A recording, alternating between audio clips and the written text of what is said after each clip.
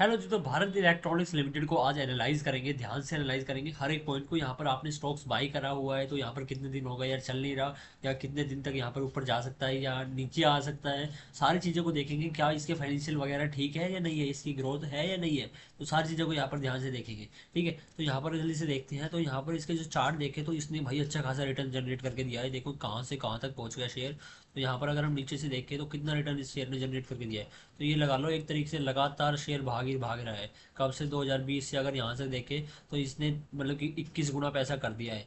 ठीक है, उसके बाद में अगर यहाँ से देखें, अगर आपने यहाँ से बाय करा हुआ है कहाँ पर, यहाँ पर, तो अगर आप यहाँ पर देखते हो तो आपने यहाँ पर बाय करा हुआ है और आपने उसके बाद में नीचे भी गया और एवरेज किया है, तो आपको क्या करना चाहिए। उससे पहले एक बार यहाँ पर हम नंबर्स देख लेते हैं। नंबर्स हम देखें तो यहाँ पर एक बार इसके ट्रेडिंग व्यू के अंदर में हमें देखने को मिलेंगे। तो इसके हम नंबर्स में चले, एक बार इसके बिजनेस क्या है। तो इसके जो बिजनेस है, इसका जो मेन रेवेन्यू आता है वो आता है डिफेंस के जो आइटम है वो प्रोडक्शन करने के बाद में ये वहाँ से यहाँ पर 209.00 बिलियन यहाँ पर वहाँ से आता है। मतलब कि यहाँ पर 20,900 करोड़ के समथिंग का जो रेवेन्यू आता है वो डिफेंस से आता है। उसके बाद में ये पूरा बिजनेस है वो इंडिया में ही है और ये सरकारी कंपनी है जो, क्योंकि इसकी जो इन्वेस्टर्स के अंदर चले तो हम 51% के समथिंग जो होल्डिंग है वो यहाँ पर क्या कहते हैं उसके अंदर में है, यहाँ पर प्रेसिडेंट ऑफ इंडिया की। और जो इसके जो नंबर्स देखे यहाँ पर रेवेन्यू, तो यहाँ पर एस्टिमेशन के हिसाब से ये और एवरेज आई जाते हैं, बट इसलिए पिछले क्वार्टर में यहाँ पर Q1 में यहाँ पर कम आए थे। और इसके बाद में यहाँ पर अर्निंग देखें तो अर्निंग तो एक एस्टिमेशन के साथ ही आती है। तो इस अगले यहाँ पर Q2 के अंदर में एस्टिमेशन है इसका जो 1.155 करोड़, यहाँ पर ये लगा लो 1.55 का समथिंग का इसके ऊपर में एवरेज है कि यहाँ पर अर्निंग आ सकती है। उसके बाद में यहाँ पर हम ये सारी चीज़ें यहाँ पर इसको हटा के अब यहाँ पर चार्ट के ऊपर में चले, तो चार्ट में ऊपर हम देखेंगे तो इसमें अभी लगातार इसने एक बॉटम बना के यहाँ पर एकदम यहाँ पर तेज़ी दिखाई है। देखो यहाँ से लेके यहाँ पर ये थोड़ा 1% के समथिंग लगातार ऊपर गया है। उसके बाद में यहाँ पर देखें तो ये यहाँ से लेके एक बार यहाँ तक इसने टाइम स्पेंड करा है। उसके बाद में शेयर और ऊपर निकल सकता है। बट इससे पहले हमें एक बार ये देखना पड़ेगा नीचे जब ऐसे ही यहाँ पर टाइम स्पेंड करा तो इसने क्या दिखाया। तो यहाँ पर अगर हम एक चीज़ देखें तो जो ये चार्ट पैटर्न अगर हम यहाँ से देखें कि यहाँ पर लगातार शेयर ने दोबारा उसी भाव पे आया, उसके बाद में क्या किया, उसके बाद में यहाँ पर देखें तो इसको नीचे से ऊपर पकड़ते हैं और इसको यहाँ से टारगेट आता है यहाँ पर, यहाँ पर। तो इस शेयर ने जल्दी ही इस टारगेट को अचीव भी कर लिया था। कब यहाँ पर हमने बाय किया होगा और इसके बाद में यहाँ पर सेल करा होगा, तो यहाँ पर 38 दिनों के अंदर में 26% का रिटर्न इसने दिखाया था। उसके बाद में इसका और टारगेट क्या आता है, तो और टारगेट अगर हम यहाँ पर देखें उसके बाद में यहाँ पर सेम यहाँ पर इस यहाँ से भी हम लगा सकते हैं।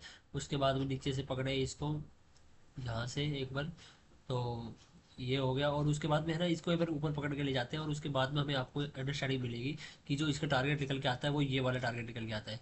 और उससे थोड़ा सा नीचे ये रह गया था। ठीक है, तो ये ऑलरेडी अचीव करने वाला है, थोड़ा सा यहाँ पर रह गया था।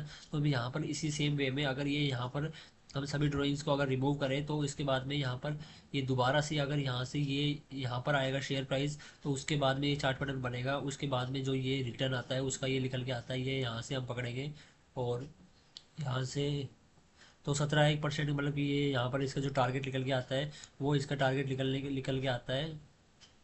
यहाँ पर एक मिनट रुक जाए, वो हट गया।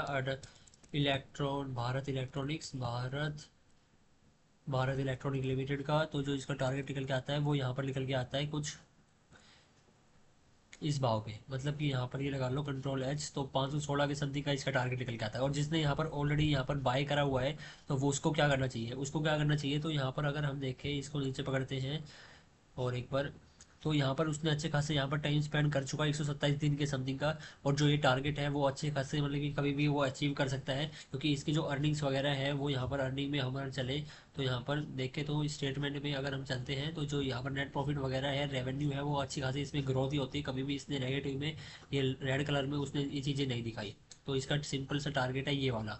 ठीक है, और उसके बाद में अगर फ्रेश बाय करना चाहते हो तो यहाँ पर आप कर सकते हो अगर तुम्हें सेटिस्फाई हो इतने रिटर्न से। बट यहाँ पर रिस्क भी हो सकता है क्योंकि यहाँ पर ये ऑलरेडी हाई हाई जोन में है ये। क्योंकि उससे अलावा अगर आपको कहीं और अपॉर्चुनिटी मिल रही है तो वहाँ पर आप शिफ्ट हो सकते हो। तो आई होप आपको अंडरस्टैंडिंग मिली होगी। और अभी तक आपने चैनल को सब्सक्राइब नहीं किया तो चैनल को सब्सक्राइब कर लेना और मिलते हैं नेक्स्ट वीडियो में। तब तक के लिए आप कमेंट छोड़ सकते हो कोई और स्टॉक का नाम।